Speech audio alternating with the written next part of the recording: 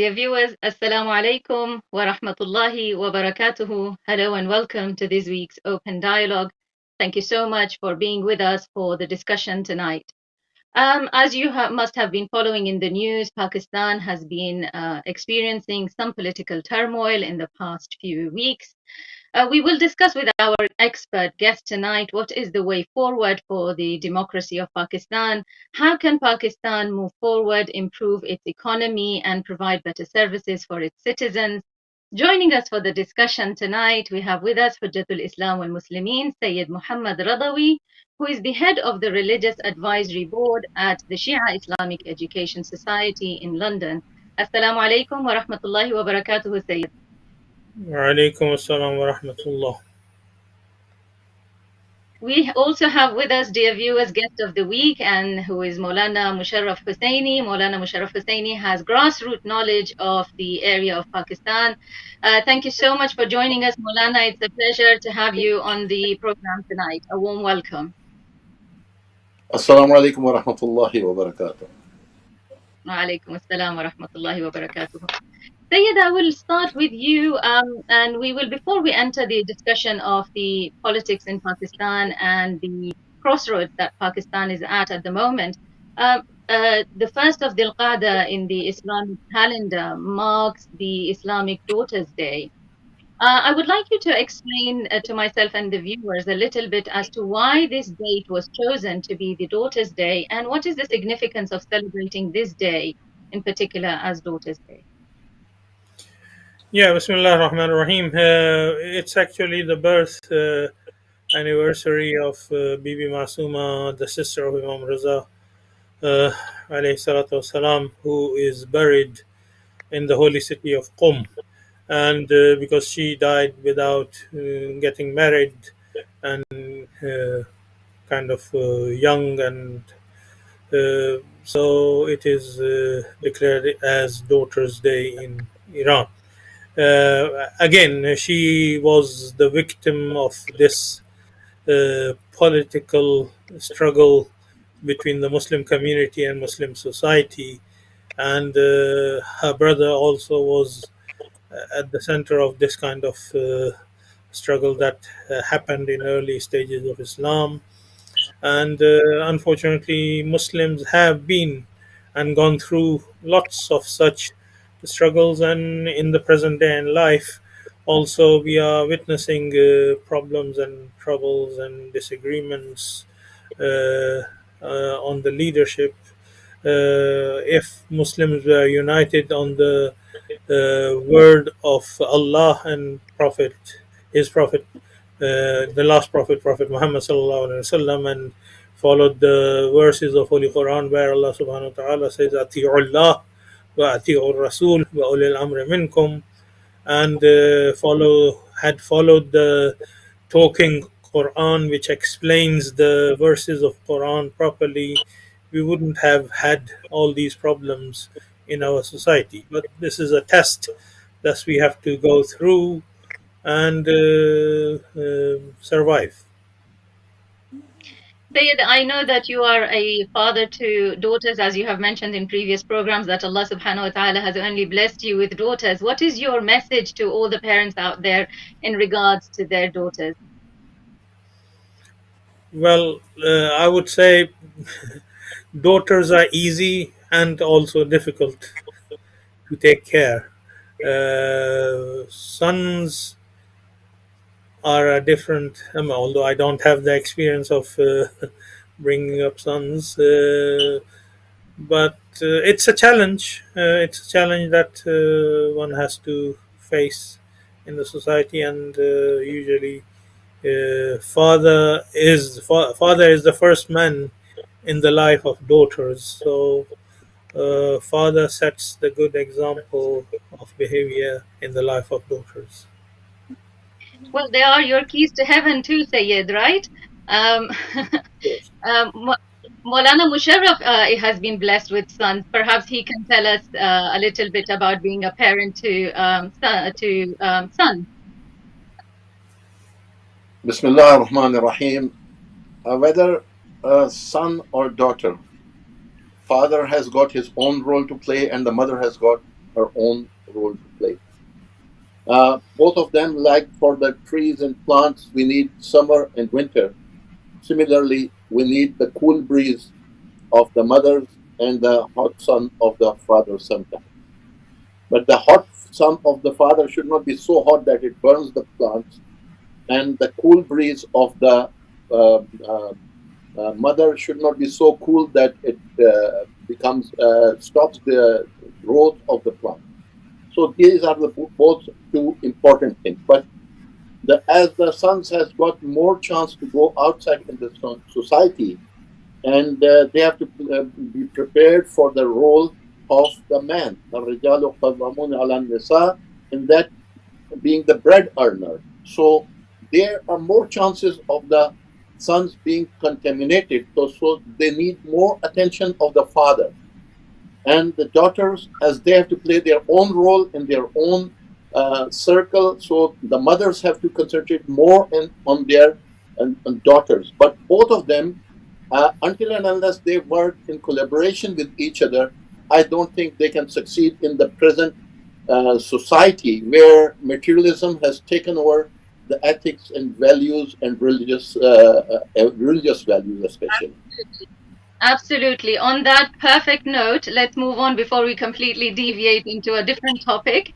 And we come back to our topic of discussion, which is the current affairs in Pakistan at the moment. Of course, Syed, you mentioned that Lady Fatima Masuma Al-Qum's birthday date was chosen as the daughter's day. We also know of another Fatima, Fatima Jinnah in Pakistan, who came to be known as the mother of Pakistan because she supported her brother in the struggle of forming Pakistan.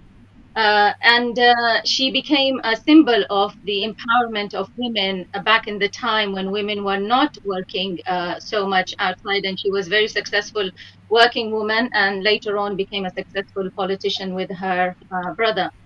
The same Pakistan right now is in quite a lot of turmoil. It's making the headline news everywhere. Maulana Musharraf, when Imran Khan entered the Pakistani politics and he formed the PTI, the Tehreek-e-Insaf party, was that something positive for Pakistan? And what were the ideals on which he formed the PTI?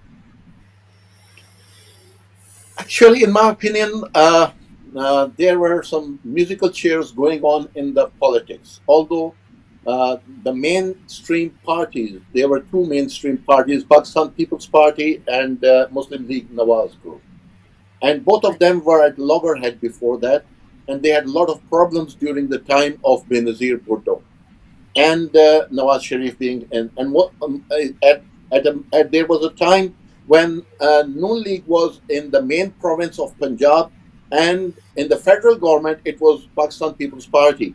But the Pakistan People's Party, in Pakistan, the capital city Islamabad have got an adjacent city of Rawalpindi, which is connected to it, which are just side by side. But Rawalpindi is in Punjab, and Islamabad is by Punjab, next to Punjab in the federal territory. So the rule of Benazir Bhutto was until Islamabad. In Rawalpindi, nobody used to listen to her. She was not welcomed in Lahore by the chief minister, and there were too many problems going on. Later on, the situation changed, and they had an agreement that the both of political parties they made in London. They sat down together, and after that a musical chair sort of a thing started in Pakistan. That both the parties they were like working on with each other, and one by one they took on the turns. It was a positive thing in the start as a good gesture that the politics of hatred was being buried, but it brought something negative in it that both the parties joined together, and the sufferers in the last 30 years approximately were the people of Pakistan. So it was needed that another party should enter at this moment.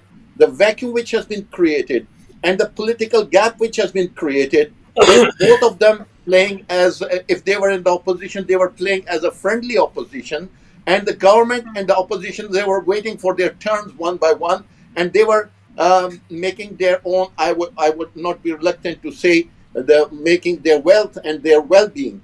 And both the parties, when they were in government, it can be noticed very easily that whenever one party, for example, when the People's Party used to come in, they had their own set of bureaucrats and the police officers and the other officers. They used to bring them forward. And when the Noon League and Nawaz Sharif's Muslim League used to come in, they used to pull back those People's Party cadre, and they used to bring in their own cadre. So in the bureaucracy, in the officials also, there was a division. So when at that time there was someone needed, it was a vacuum that we need someone who should look after the whole country and the whole population. If the population is not linked with one of the two parties, if they had some problem in the police station or they had some problem with someone, they couldn't go to have an FIR registered without having one of the two parties with their friendships or their links. Through them, they were able to go to the police station. So that So situation, how most of the did the people, coming of PTI help? How did the coming of PTI in this mix help the general yeah, public, as you that's described? that's what I'm coming. When the PTI haven't come yet, PTI tried to come. They came into the elections. They didn't succeed second time. And the third time, when they succeeded, they just got a marginal votes so that they can form a government with the help of some others. And when they came in, they had just for 1.5 years, they were in the federal government. In that time period, they did certain good things which had good impact on the life of the general public. But what happened that all other parties, they joined together, and they joined together just against one political party, and then the system also was unable to handle I would say Imran Khan and Pakistan Tehreek-e-Insaf.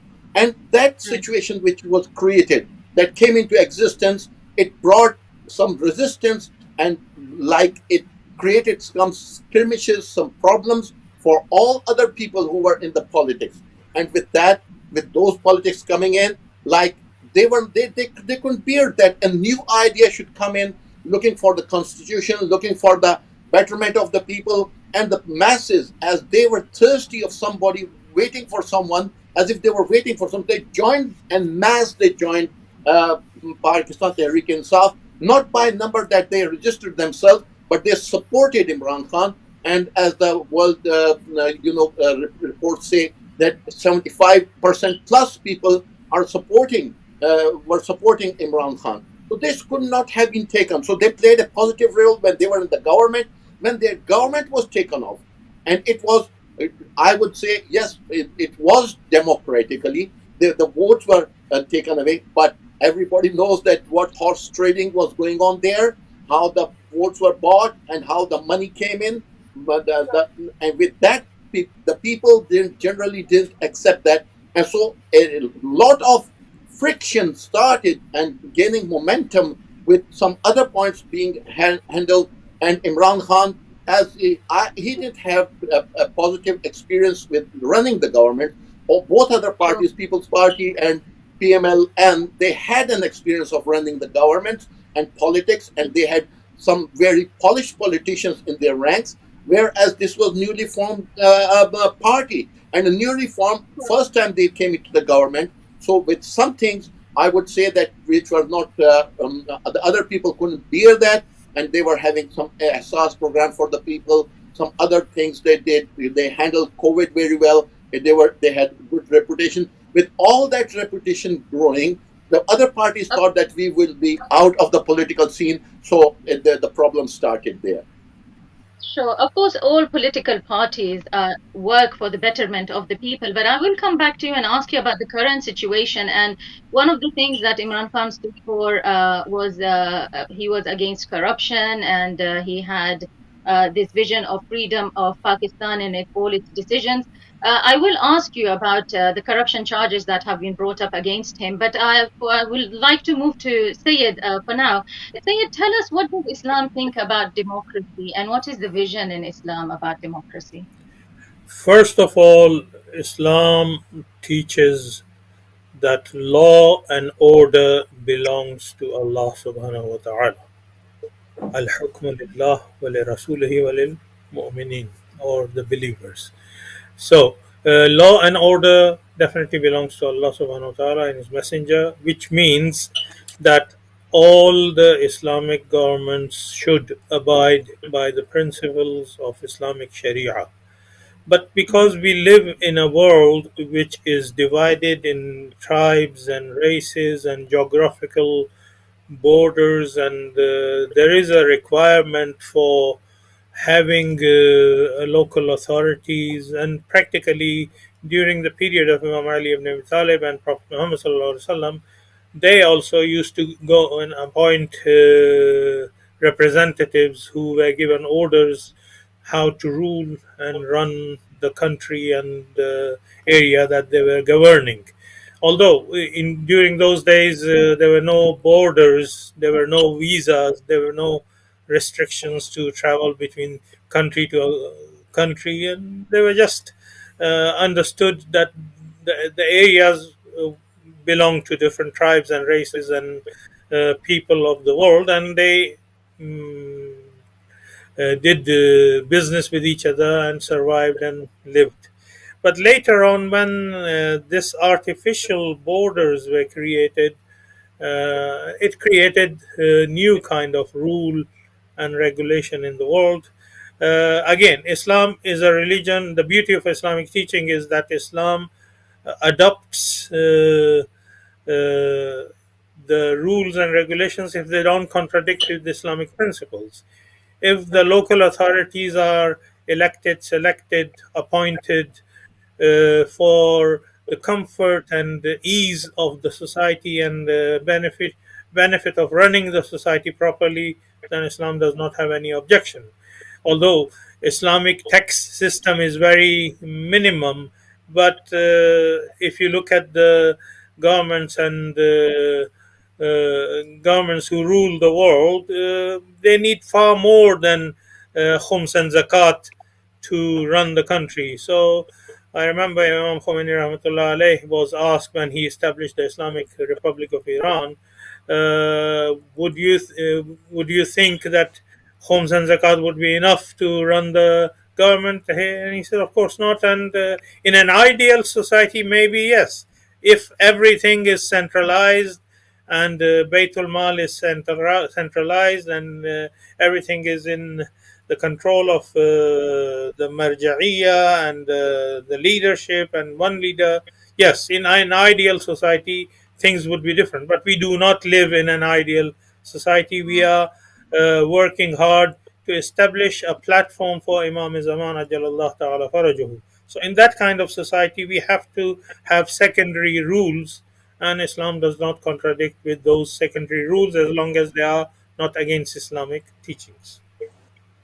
Of course, financial dealings in any state are of the utmost importance. Molana Musharraf, there have been corruption charges that have been brought against Imran Khan in the past few days, and he is on bail at the moment. Will these charges stick on him, or is he beyond any retribution? And because of his popularism and his popularity amongst the people, the grassroots people of Pakistan, these corruption charges are not going to stick on him.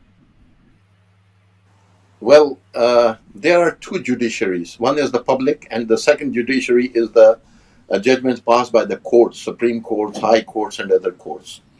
You know, Imran Khan never faced any charges of corruption in all of his life. And I won't feel shy in saying that in about a year's time, or an year and a half, we see that 140 plus charges were brought against him, including very harsh charges of terrorism and money laundering and all that stuff and whatever they brought.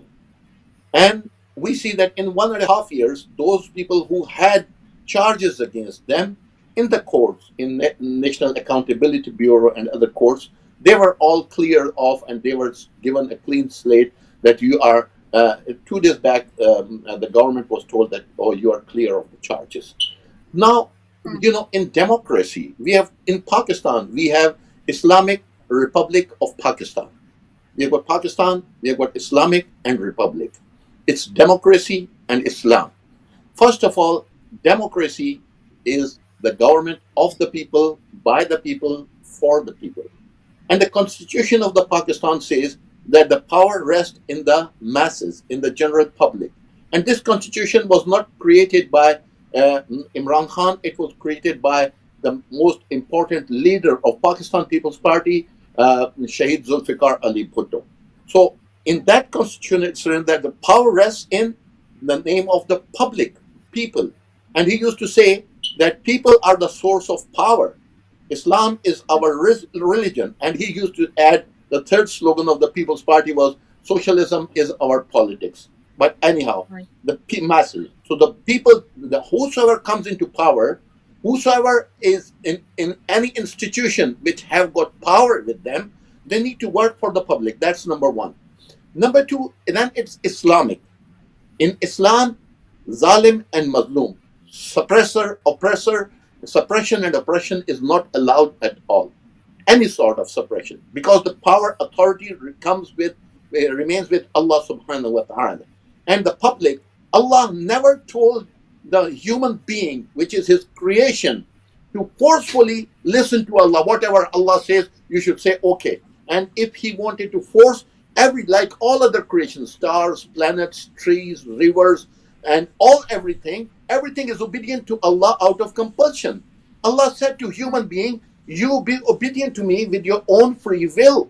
And this free will of yours in my obedience will make you the best of my creation. So if we are not subservient to Allah by force, we can't be subservient to anybody else by force. Only those who give you the vote, authorize you to rule over him, can be ruled by those, and that's also within the parameters. So the corruption and other things that come, if the materialistic people come in, obviously corruption comes in.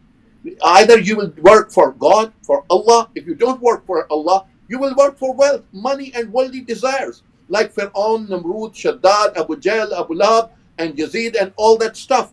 So if anybody, there must be some checks and balances in controlling the corruption. It's very important. When you get into the power, when you get into the government, obviously the sources of wealth are in your hands. Everybody, people's property, people's honor and dignity is in your hand. So there should be some people, these people, they must have some check and balance. It's a very sorry state of affairs that in Pakistan, in election, anybody can become the member of parliament if he has got enough money with him to come in and be part of the electoral process. That's a very If there important is no point I made there, Maulana Musharraf, is that people's property, public property and public finances, public money, when it's in the hand of politicians, it's a great responsibility upon their shoulders to uphold. Syed, I'd like to bring you in here. Now, in neighboring Iran, we see Islamic governance. What have there been their system, and how have they implemented the Islamic way of governing so that the public property and public affairs are protected, and also no politician has any free reign to do as they please without being under checks and balances? How can we As I implement the Islamic governance? as I said in the beginning of show or program, that law and order belongs to Allah and His Messenger and the Ulema or true believers. So if that principle is taken care of, then under the supervision of law and order controlled by Allah subhanahu wa ta'ala and Prophet and Ulil Amr, other uh, activities can be allowed and permissible, like having elections, selecting the leaders or president or the members of parliament, and to represent your uh, tribe, to represent your city, to represent your group of people. These are all allowed. As Maulana Musharraf Hussaini also mentioned, Pakistan is also called Islamic Republic of Pakistan, which means Islam and democracy go side by side. So Islamic Republic of Iran is similar, Islamic Republic of Iran.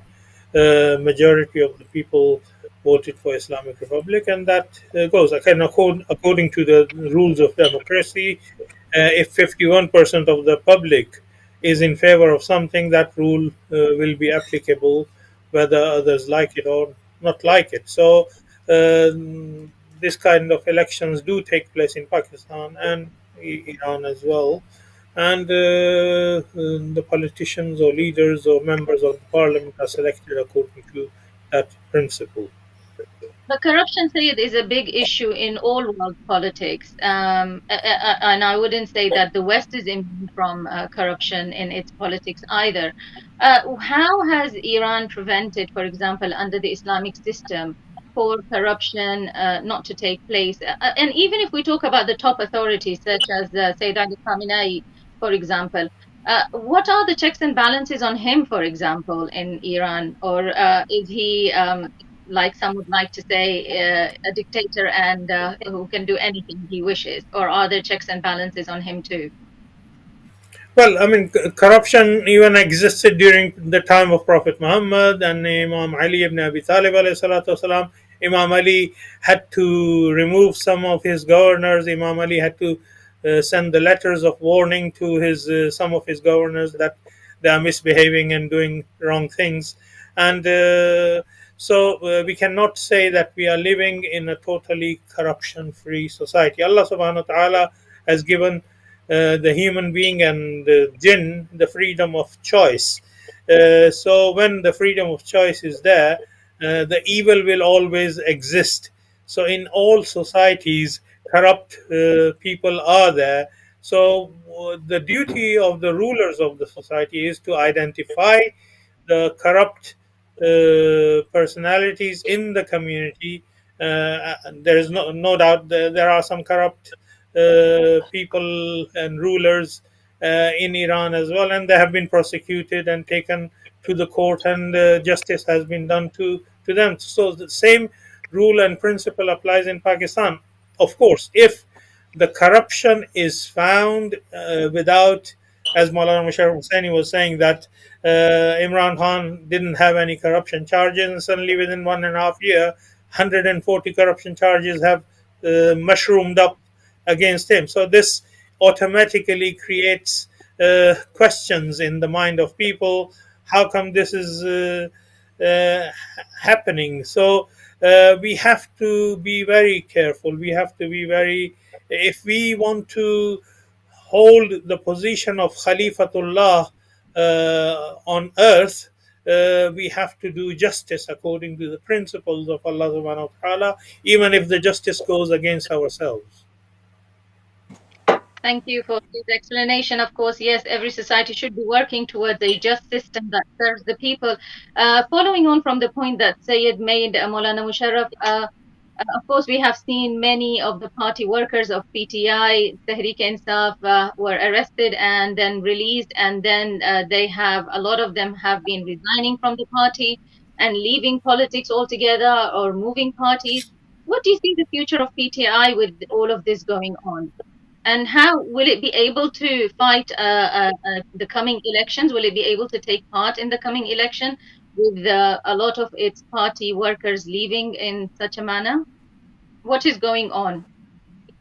Yes, I would like to. Connect it to the recent past with adding just one of my one additional thing, that in democracy there are representatives, members of legislative assembly, national assembly, provincial assembly. All of them are representatives of the public. Public can't go and tell everyone from one constituency. They can go and they can say, "Oh, we want this and this issue on this and that." In my opinion, the real duty of the representatives is to tell the assembly, tell the Congress, tell the House that my constituency has got these ideas. My constituency wants this and that, and they have to represent, because they are representing the constituency. But what happens, the sad affair is that those who are elected, they think that we are the rulers. We have become the ruling class, so we are free to say whatever we do. This is a negative thing that has erupted. This needs to be addressed, number one. Number two, the rule of carrot and stick. Namrud, Shaddad, Abu Jahl, Abu Lahab, Fir'aun, all of them applied the same thing. If you join me, if you are not with us, you are with them. And if you join me, everything is okay for you. You will get the carrot.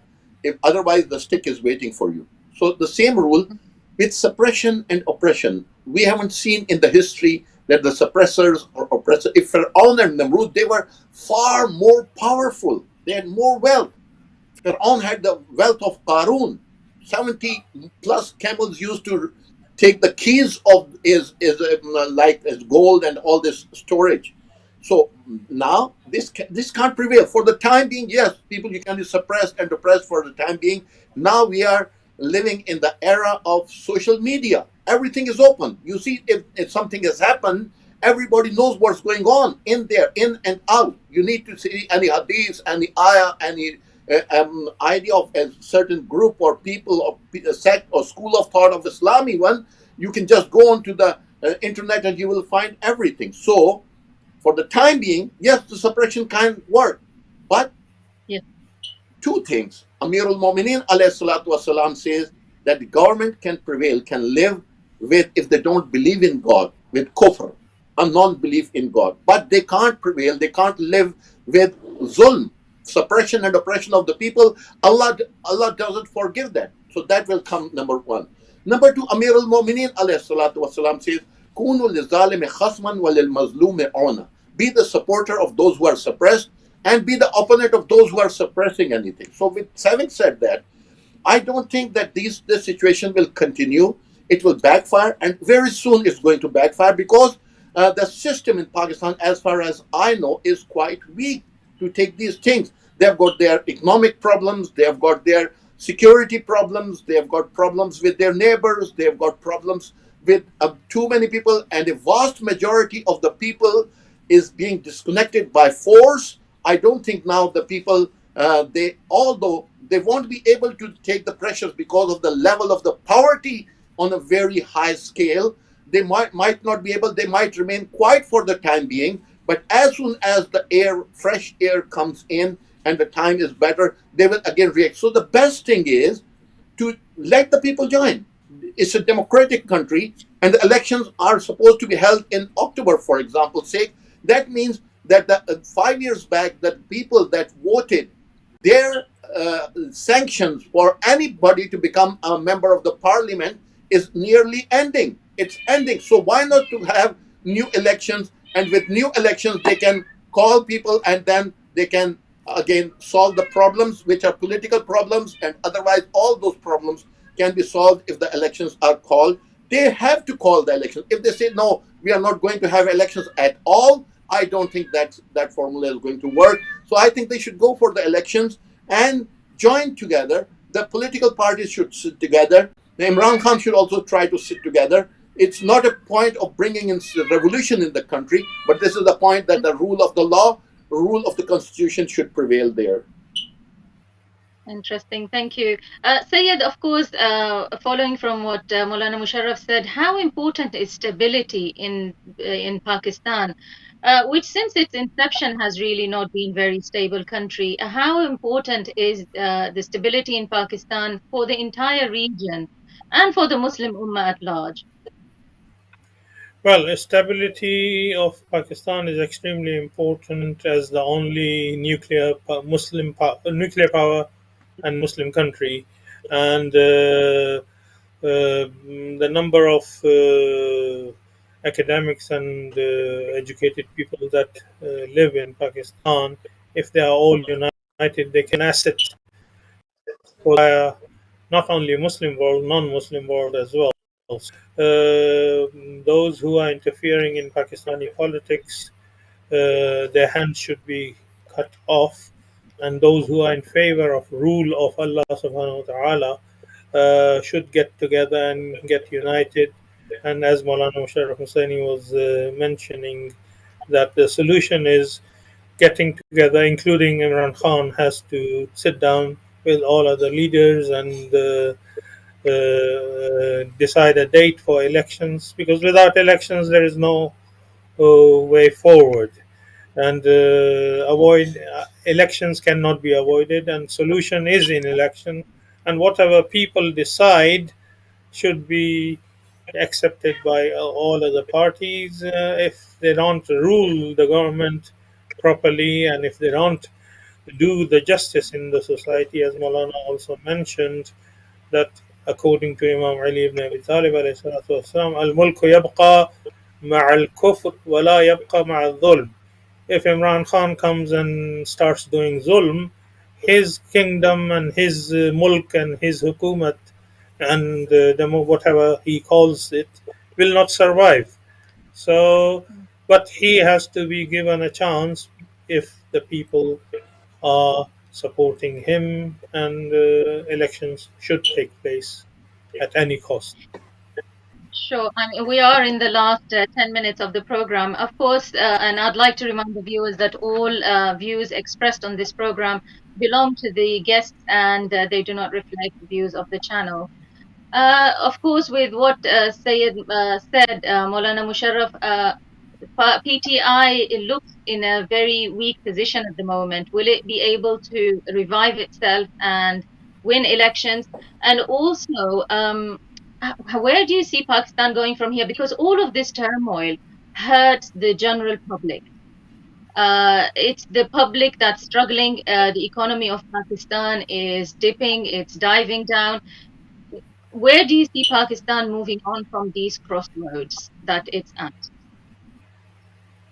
Actually, no doubt, the, the PTI is in, looks like it's in trouble. It's in hard times. It's passing through a hard stage. But we need to understand one thing, that in PTI, it's not depending on the those who can win the elections, winners in the election. Everybody has got some people who have got a good value in their constituency, so they've got some votes, and the party has got some votes. They join together and they win the electoral winners. So, but PTI, most of them, 80% plus people in them, they are voting for the ideas which were presented by Imran Khan. So Imran Khan is getting the votes. Even if he calls anybody else, I think 80% of his people whom he nominates as the candidate for the next elections will be the winners. That's number one. Number two, the Supreme Court is going to decide about the elections in Punjab. Punjab is the largest majority populated province of Pakistan. Most of the electoral members for the National Assembly are elected from Punjab.